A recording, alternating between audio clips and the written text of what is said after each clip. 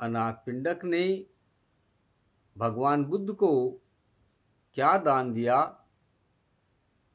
उपासकत्व ग्रहण कर चुकने के अनंतर अनाथपिंडक एक बार भगवान बुद्ध के पास गया।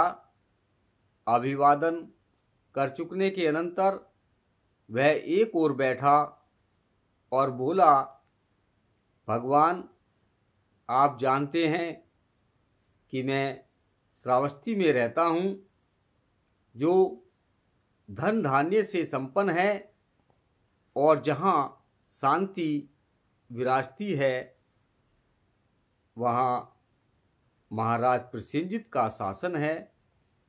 मैं वहाँ एक विहार की स्थापना करना चाहता हूँ। आप कृपया वहाँ पधारें और उस विहार का दान स्वीकार करें। भगवान बुद्ध ने मौन रहकर स्वीकार किया।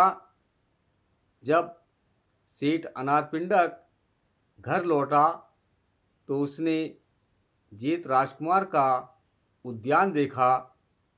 हरा भरा और निर्मल जल के स्रोतों से युक्त।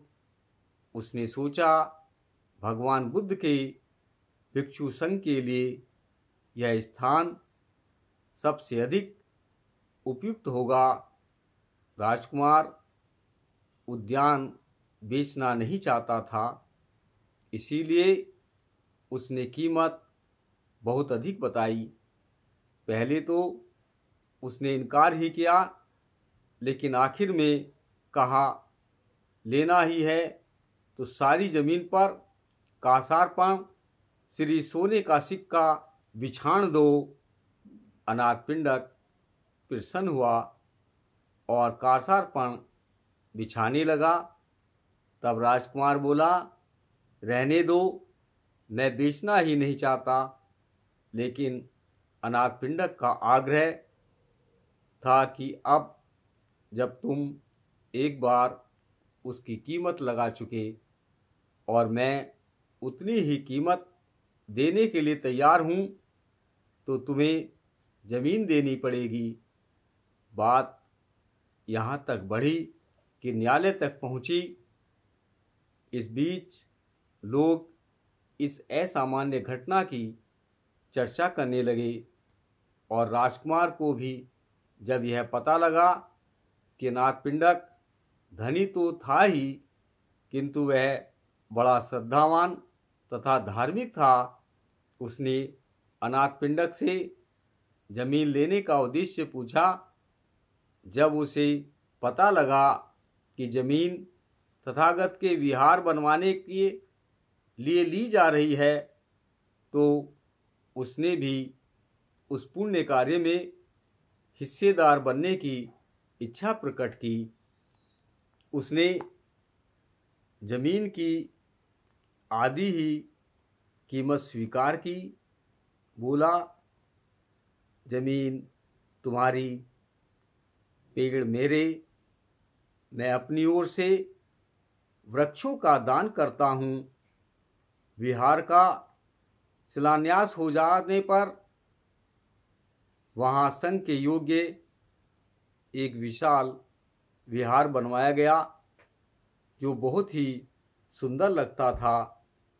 इस विहार का नाम पड़ा अनाथपिंडक का जेतवनाराम। संक्षिप्त रूप जेतवन विहार ही रह गया। अनाथपिंडक ने तथागत को कपिलवस्तु से श्रावस्ती पधारने और विहार को स्वीकार करने का निमंत्रण दिया। जब तथागत जेतवन पधारे, अनाथपिंडक ने पुष्प वर्षा की और सुगंधित धूप जलाई। उसने एक सोने की झारी से तथागत के हाथ पर पानी डालते हुए कहा, मैं संसार भर के भिक्षु संघ को यह विहार समर्पित करता हूँ। तथागत ने विहार स्वीकार किया और दानानुमोदन करते हुए कहा, सभी अमंगलों का नाश हो। यह दान दाता के साथ साथ सारी मानवता की कल्याण वृद्धि का कारण बने। अनाथ पिंडक बुद्ध के प्रधान शिष्यों में से एक था। दानदाताओं में प्रमुख। नमो बुद्धाय।